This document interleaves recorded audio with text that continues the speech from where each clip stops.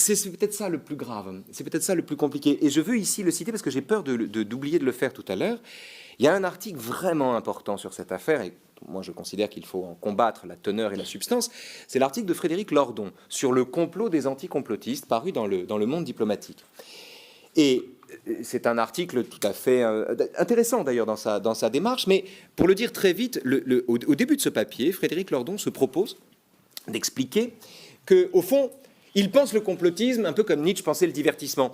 Nietzsche dit les gens qui se divertissent sont des gens qui ne veulent pas voir qu'ils vont mourir, mais ça témoigne en eux d'un amour de la vie. Il m'appartient de leur rendre 100 fois plus recevable cet amour de la vie en les tournant justement vers l'idée de leur mort. Bon.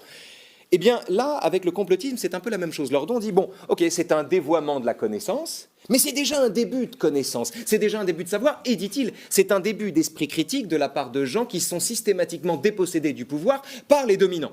Donc, il avalise, au fond, le diagnostic que portent les théoriciens du complot eux-mêmes sur leur propre démarche quand ils essaient d'en faire la critique. Et je m'est avis que l'ennemi est là, plus encore que chez celui qui, de bonne foi ou en toute mauvaise foi, choisit d'adhérer à la thèse qui lui fait plaisir et ne réclame finalement que le droit de le faire. Il est rarement prosélyte, au fond.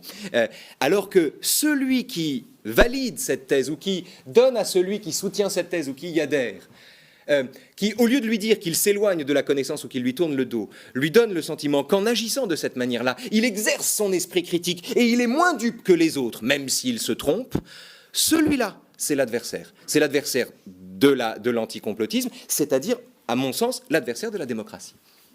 Voilà. En gros. Gérald, bon, je peux continuer si vous voulez, hein, mais